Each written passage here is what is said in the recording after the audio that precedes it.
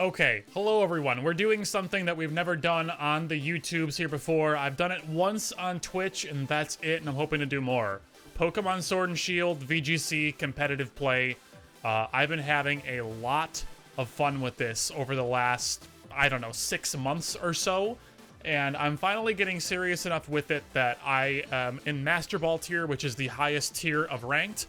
Granted, I'm not ranked super high within that tier, and getting into Master Ball isn't the biggest accomplishment ever, but I've made it there, and this is a team that was provided to me by another VGC player by the name of Chupa. I'm not exactly sure how to say it. I'll leave links to his Twitter and everything down below. This is his team, which I have been able to build out in-game and have been using on the actual in-game version of Sword and Shield, as opposed to Pokemon Showdown, which is like a free-to-play version of Pokemon Online, not sponsored by Nintendo or the Pokemon Company. Anyways, competitive Pokemon, VGC. This is basically a game mode where it's double battles. So you bring 2 Pokemon per team, and every trainer or player will have a team of 6 Pokemon, like you see here. This is my team. And what you do is when you start the match, you see your opponent's team. You don't know their moves, you don't know how they're trained, you don't know what items they're holding, but you just see which 6 Pokemon they have. And then each player will draft 4 of their 6 Pokemon from their team and bring those to battle. So it's basically, you bring 4 of the 6 that are on your team. So that way, the strategies that come out every single game can be radically different, especially if you're playing in like a best of 3 or best of 5 kind of set. You can have a team that plays one way in game 1 and then a completely separate way in games 2 and 3. So really, really interesting stuff. I don't want to leave you guys too long before we get to gameplay, so we'll just give a brief rundown of the team here. So we have a couple of modes that this team can run in. This team can run in pretty much a high-speed kind of mode, where it's going to try to outspeed other teams and just beat them with raw damage and pretty much just all aggression. Or we can go for a more slower mid-range kind of mode, utilizing a move called Trick Room that we see on Dusclops here. What Trick Room does is it basically says, okay, the speed stats in every Pokemon, we're going to reverse all of it. So the slowest Pokemon go first. So what we could do if we're going to play really fast, we can use Venusaur and Torkoal. So Torkoal will make the weather sunny, and then Venusaur has double the speed, and it's going to outspeed most things in the metagame. We can bring Togekiss, and if we want to use Dynamax on that, which will power up the Pokemon, it's able to use its Air Slash in its Dynamax form to build up the speed of everything else on my team. Gyarados can do the same thing with its attack called Bounce, which is going to get that same effect. So we can go fast with that game mode, or we can bring Dusclops, we can bring Tyranitar, we can go really slow. We can have Dusclops set up Trick Room to make the slow Pokemon go first, and Dusclops can use a move called Bulldoze, which will slow down my teammate Tyranitar, which actually makes it faster under Trick Room, dealing a little bit of damage to it, but also activating its weakness policy, which basically means that if it's struck by a super effective attack, its physical and special attack is doubled. So we can basically combine those 2 Pokemon in that way to get big damage on opposing teams and play that slower game that way. Dusclops in particular, very, very difficult to actually take out. So what it can do is just grind out enemy teams that are not able to deal with it effectively and really just grind games to an absolute halt. And if teams can't deal with it, you will slowly but surely end up winning. So with that basic brief primer of the team out of the way, let's go ahead and start playing some games. Unfortunately, my last one before I played was a loss, so I'm down to 15,000th place. So not at all a good placing, but that is where I'm at currently, and let's see if we can play a couple of games and win a couple of games and maybe get that up a little bit higher. So far in Season 5, I have played 68 games. I have a win-loss ratio of 40 to 28, so not a huge positive on the win side, but we have enough. Okay, so this enemy team we're playing is very strange. They have basically Excelgor and Palisand, which is kind of a combination where Excelgor can use this multi-hitting water move to hit Palisand, its teammate, multiple times, and every time Palisand is hit by a water move, its defense raises by a large factor. So the Palisand is very likely going to Dynamax turn 1 to have double HP, The Excelgor will hit it with the Water Shuriken move, which is going to hit multiple times and raise its defense pretty much through the roof. This is very much going to be a match for Togekiss, which has a move called Follow Me, where basically I can use that. That'll go before Excelgor, and if it decides to use Water Shuriken, that will just get sucked into Togekiss, who will take the attack for free and completely just not care about it whatsoever. We'll bring Venusaur to help deal with the Palisand, Torkoal to power Venusaur up and get it going double fast if we need it to. However, this opposing team does have a really solid Trick Room mode if they decide to... actually, do they? Is Male and Indeedee really gonna... I guess Male and Indeedee does have Trick Room, and it could run that. So, if it does run that, we'll probably want something pretty slow to try and help deal with that, or we could just go for something like Tyranitar and use Togekiss to redirect attacks and have Tyranitar just hit stuff really hard. I think that'll probably be my game plan here. Not sure if it's the most optimal thing, but I think that's the most important thing I'm worried about, is just making sure that Palisand combo doesn't happen, and then I should be able to just deal with everything else on the enemy team pretty naturally. Venusaur matches up really, really well from a typing standpoint. This guy should be leading Palisand Excelgor. Okay, Palisand and Indeedee. Okay. So the Indeedee is not going to be powering up his Palisand pretty much at all. But this male Indeedee is probably looking to be locking down the Trick Room using a move called Imprison, which basically says, if I know a move that you know, you can't use the moves that we both share, but I still can. So we'll turn that off. Palisand does not threaten really either of these Pokemon that I have too much. So I think what I can do here is I can pretty safely just... I think I'll just go ahead and protect the Togekiss. Oh, no. We'll try to Air Slash with Togekiss into the Indeedee, see if we can get a flinch. And we're going to Dynamax onto Venusaur here, or rather Gigantamax it. We'll go for the G-Max Vine Lash. We'll just crush Palisand if it stays in, which it does. So we should do very significant damage to Palisand here, because it is a ground type, which will be weak to my grass type move. Hopefully the Indeedee will be slower than my Togekiss. Togekiss should get some good damage off on that. Should take an Expanding Force really, really well, which is this Psychic attack that Indeedee tends to use. That'll hit both Pokemon, which will deal pretty good damage to Venusaur, but Venusaur should be outspeeding here and surviving just fine. Either no, actually no, Venusaur probably will not outspeed the Indeedee. Mine is not fully invested in speed. But it's okay. If I need to outspeed it next turn so I don't die to Expanding Force back-to-back, I can switch in Torkoal. Yeah, the Max Guard makes perfect sense for the Palisand here. It really needed to do something like that. Okay, Air Slash comes out from Togekiss. We'll see how much damage this does. Not quite half, unfortunately, which is not really what I wanted to see. However, next turn, I'm pretty much guaranteed to get my Vine Lash off. Okay, so it does go for the Trick Room right away. This will be...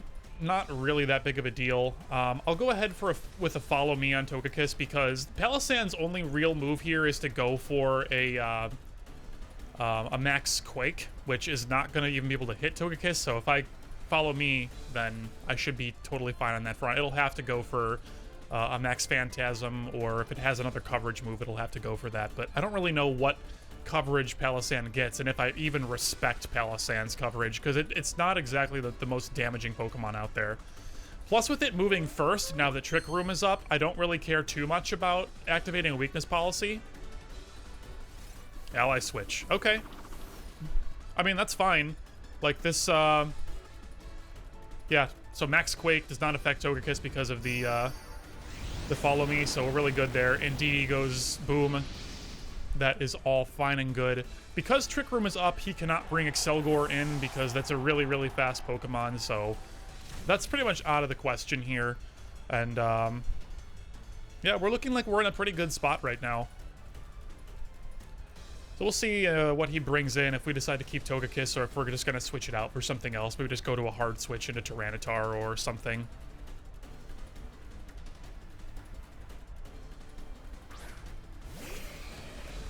Scizor. Okay. Air Slash should hit that pretty... It's just normal effectiveness against Scizor. Scizor is going to have Bug, which I don't remember if Bug is terribly effective against... You know, I'll just go ahead and... I'm going to Protect with Togekiss this turn. Just kind of see what happens, and we'll kind of stall out Trick Room. Max Quake will have normal effectiveness against Scizor, but I don't really care about that too much. Ooze will not be very effective against really anything.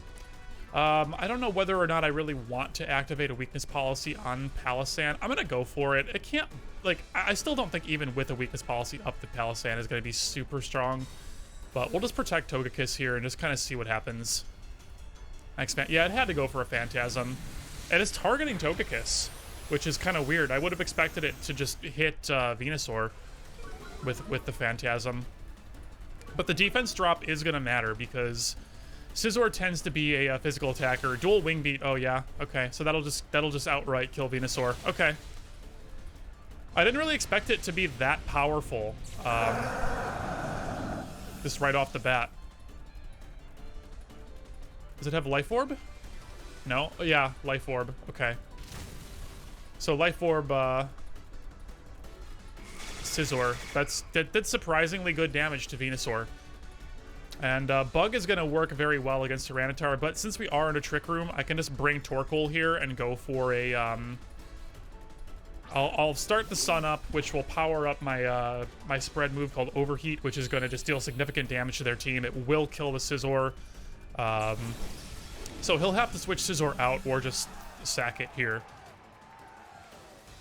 So we'll go ahead and, at this point, I'll just follow me again with Togekiss, because it still has a lot of health. We'll just pull whatever we can away from the Torkoal so it doesn't get hurt too much, because my Overheat attack does care specifically about how much health Torkoal has. So we'll just go ahead and Erupt on them. Yeah, he's gonna have to switch into something else so the Scizor doesn't just insta-die. Yeah, Excelgor is definitely just gonna be his throw Pokemon. He does not care about this thing anymore. So yeah, Eruption should do really big damage. Yeah, Palossand survives, but not very well. Shadow Ball? Yeah, it had to go for a Shadow Ball. That's really all it could do. Yeah, it doesn't do that. The special defense drop. Well, I mean, does it really matter too much, though? Okay, so Palossand, I could theoretically just not even hit Palossand this turn at all. And, just try to go for the Scizor kill. I don't actually know. I gotta look up how fast Scizor even is. Because I don't actually know. I know I have a max speed Togekiss. Scizor, base 65, so it'll be slower than my Togekiss, meaning it'll go first under Trick Room. So I think probably what I'll have to do here is, well, I know that Torkoal is going to go first, and I know it's going to kill off the Scizor, so I'm just going to go ahead and Air Slash into the Palossand, and Eruption should just win, actually, because he only has these two left. Eruption should just win the game. Yeah, he had to go for a Bullet Punch there. Yeah, that's fine. That's like his only play, is to try to go for that. So now Torkoal erupts, should take out both of their Mons, and this will be a good easy win for the first game. I didn't realize that Dual Wing Beat from Scizor would just obliterate my Venusaur like that with a Life Orb. He didn't even need the Life Orb. He would have got me without it. So that's good to learn. But let's go ahead and we'll play another game. Maybe we'll do two more, just depending on how quick they go. I don't know, like, there's just so much at play here in VGC. Like, this is, like, it's you could think of it kind of like a chess match, you know, where it's not about your mechanical skill of, like, how quick you can click on heads, or, you know, how good of mechanics you have in terms of just, like, raw, like, input skill. This is all entirely a mental battle. And, I've traditionally not been very good at these kinds of games at all. So I'm really enjoying, like, actually, like, trying hard on this one and getting better and better at it. I don't think I would ever be, like, a tournament viable player or anything like that, but it's just it's a really nice diversion from just playing FPS all day, every day, you know? And man, my hair, like, I'm just looking at myself in the preview window here. Jeez, like, my hair is so ridiculous. Like, it's just this stupid lockdown. I need a haircut so bad.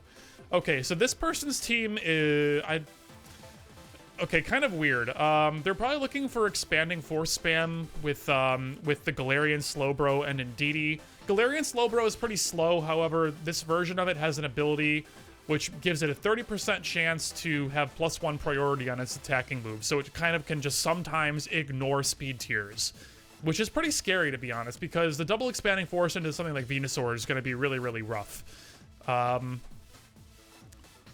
What I'm kind of leaning towards here is probably into Gyarados. He doesn't really have much to deal with Gyarados, and with Assault Vest, which is his item, it gives it extra special defense when it's already really specially bulky. So that'll make the expanding force spam not really going to do much to... at least Gyarados will survive it quite comfortably. So if I combine that, and I can just go for special defense boosts, I can bring Tyranitar right in front to really just dissuade any of this expanding force spam. In the back, we can bring Togekiss to try to just redirect attacks, and then Dusclops, because if I'm bringing Tyranitar, Dusclops is able to do some really, really good stuff. Politoed on their team is just gonna set up Rain pretty much for Blastoise. He might be doing like a G-Max Blastoise with Shell Smash kind of strategy, where he'll use a move called Shell Smash, which will pretty drastically reduce his defenses, but pretty massively increase his speed and attacking stats. Okay, so that's looking like what he's going for on this turn 1 here. This is probably going to be a Shell Smash turn 1 with a Follow Me from Indeedee, just trying to set up a Blastoise, and then it'll G-Max next turn. So, unfortunately, I did not bring Venusaur here, which probably would have, you know, I was kind of scared with the Scizor and the Psy Spam. It made me really not want to bring it. I would love to go for a Power Whip here and just try to kill the Blastoise right away, but I'm just not sure we're going to do that. I think Blastoise tends to be special and not physical. Let me just double check that. Blastoise, I mean, it could go, okay, with its stats, it could go physical or special. Physically, it gets Aqua Tail. Specially, it gets, what does it get specially? Dark Pulse, Dragon Tail. It's EQ physically. Focus Blast. It'll have decent coverage either way. I don't know which way it's going to go. Yeah, alright. I timed out. I was looking too long. I'm just going to go ahead and Dynamax the Gyarados for Max Quake to get a special defense boost. And then the Tyranitar is just going to Rock Slide. It's probably going to die right away to this Blastoise because I took too long just like trying to figure out what Blastoise does. So that's not good. I might have just thrown trying to just like research while I'm playing. Indeedee Fake Out. Wait, did I not even get my max move off? Oh, yikes. Well, that's not good. I thought I at least got that out. But apparently I have to pick both Mon's moves or I get nothing, so that's fun.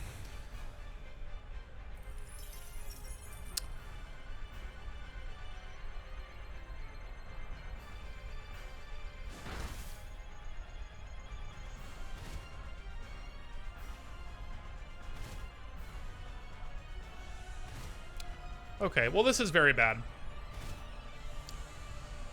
I didn't realize I was so short on time. Okay, well still, I can still, just try to, I can get a max Airstream off here into Indeedee. And, if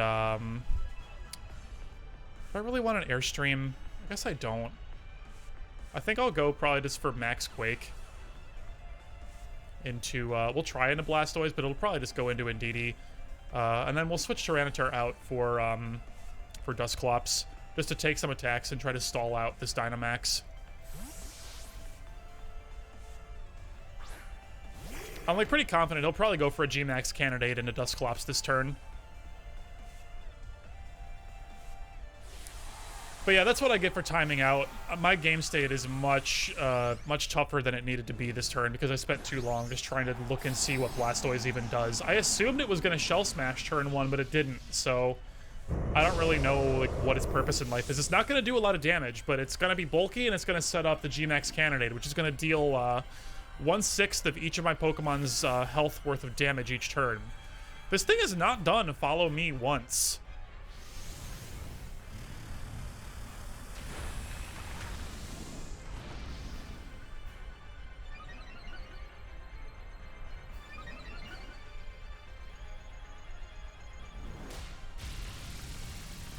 So there's the Cannonade. Dusclops takes that like a champ. Although it won't live a second one between the damage over time and like of the Cannonade and the Hail. So it will not live a second attack, unfortunately, meaning I won't be able to set up Trick Room for my for my Tyranitar, most likely, unless I just try to go for it right on this turn. I don't know. I don't think it'll work. What I need to do here probably is just try to kill Blastoise off with the Max Overgrowth. Hopefully the Indeedee does not go for a Follow Me. It hasn't done it yet. And then from this point, I can just set up Trick Room to try to bring Tyranitar in, at least during the end of it. Hopefully Gyarados can just end this thing right here with a super effective attack. I don't think it will. Yeah. So Blastoise will fall this turn to Life Orb recoil and hail damage, but I lose Dusclops.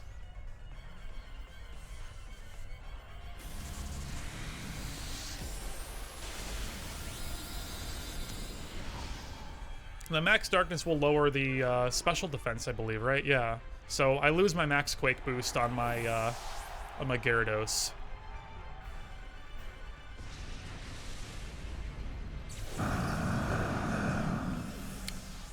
So, like, not the worst positioning here. My Gyarados is still very healthy. The Indeedee has not shown a Follow Me yet at all. Just Helping Hand and, It's really all that I care about.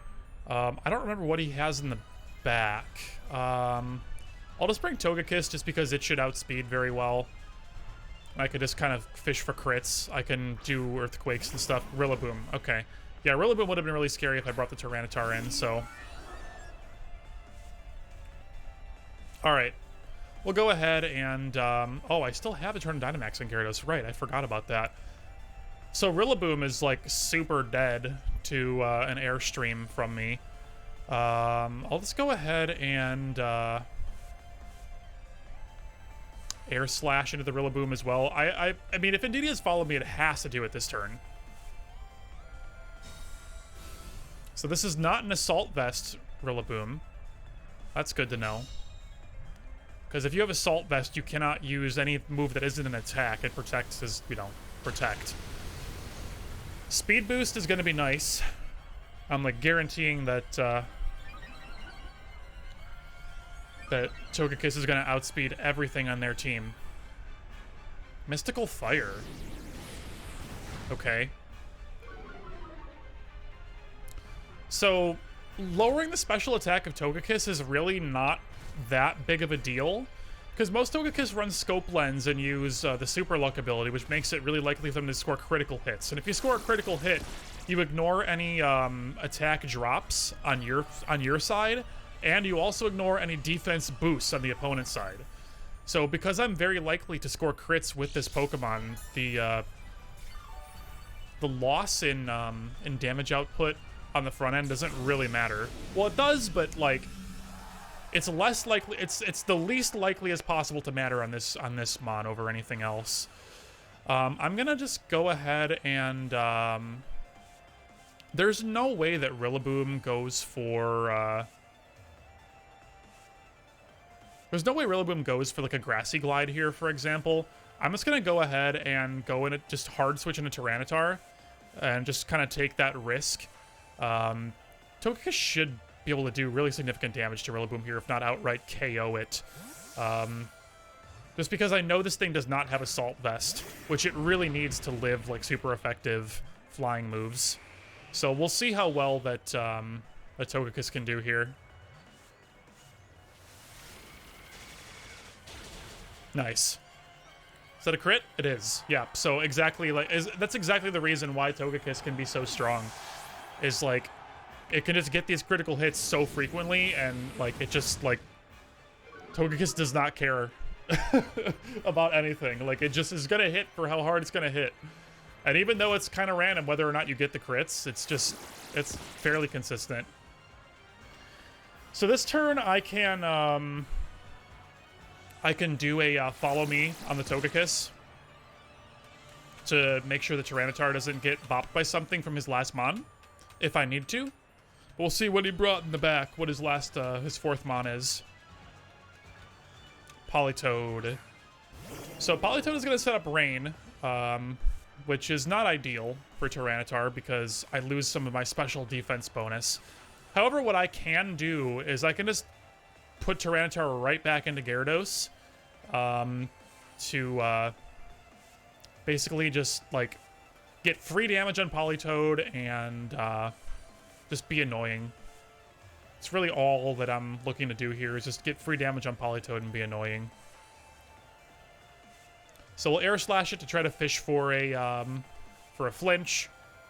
And we'll conserve Tyranitar for the actual, like, my last mon. Because once Tyranitar comes out, it'll switch the Rain back into Sand. Tyranitar gets a special defense bonus while it is in Sand. As do, I think, all Rock, Steel, and Ground-type Pokemon. So we'll just make sure that that Tyranitar has every bit of defense possible from this Politoed. All right, we got the flinch. Very good. Very lucky. So now what we can do is we're still in grassy terrain, which will power up the Power Whip I have on Gyarados. It's only 85% accurate, so I could miss, and that would be unfortunate, but it's okay if it does. And then, again, we'll just keep Air Slash this Politoed. This Indeedee is just, like, not showing really any offensive pressure. Finally, it does follow me. Jeez. It took literally forever to actually click that move.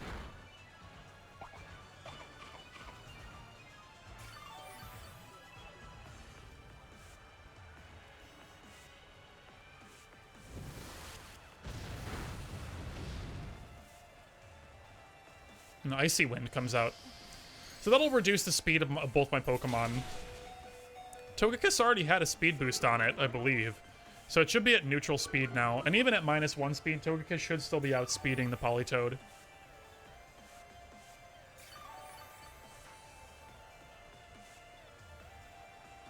Okay, grassy terrain disappears now, so that will be rough for Power Whip damage.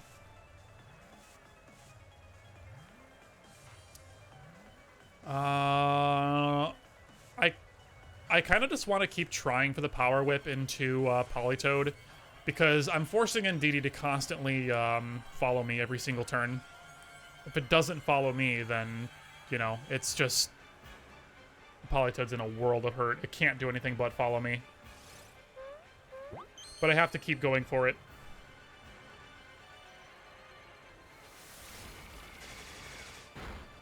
There we go. Okay, got the crit. So now with the Indeedee gone, Power Whip is going to be guaranteed to go into this Politoed. Should do big damage. Oh, Icy Wind. It's actually faster than Gyarados. Okay. But still, it's doing no damage to it. So realistically, Gyarados should secure this eventually. Even if Tyranitar were to fall to this Politoed. Yeah, the miss, but it's fine. So we go into Tyranitar, and we... are going to go ahead and set up that that Sand. So I have extra special defense. The Politoed pretty much has to start going for Scalds to try to fish for burns and stuff to try to survive. It's really all that it can do. If it keeps Icy Winding, I mean, I don't think it's going to be in a good position. And the fun thing too is if it decides to keep going for Icy Winds, eventually I'm going to be slower than it, and I can try to go for Lash Outs, but for now, we'll just Rock Slide it, try to get a flinch. This guy's just not gonna forfeit, though.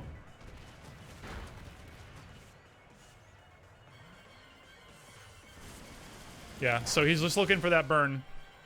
Scald has a 30% chance to burn, and if my Pokemon gets burned, its attack status halved. Politoed survives at 1 HP. It'll eat its berry. It always has one of those berries to heal up. But yeah, and we're pretty much guaranteed to win at this point. I mean, there's really nothing that this guy can really realistically do. We'll go ahead and just go for another Power Whip, and I'll just Lash Out to guarantee that I don't miss. And realistically, I probably just should have gone for like Lash Out Waterfall or something just to guarantee no misses and that would have been enough. But whatever. We take this one. So 2-0 so far. Pretty good. This is already a 30-minute long video. I think at this point, maybe we'll just go ahead and call it here, because that game did take a pretty long time. But I mean, do you guys want to see more like battles and stuff like this, and just like more playing the Pokemans? Because I'm really enjoying playing it. I really love how critically it forces me to think, and how I just have to approach games in a way that I'm not used to actually having to do. So yeah, that's really cool. It's really entertaining for me. So I don't know, maybe we can do like, I can even do like guides and stuff like that, where I can say, hey, like this Pokemon is really good, and here's how you can use them, and like here's like recommended movesets and recommended EV spreads, and actually like make content for like a VGC community. I don't know, that could be really interesting. So let me know what you guys think. Anyways, I had fun making this, and if you all play any Sword and Shield VGC stuff or singles or whatever, let me know. Thanks everyone. We'll see you again soon. Take care.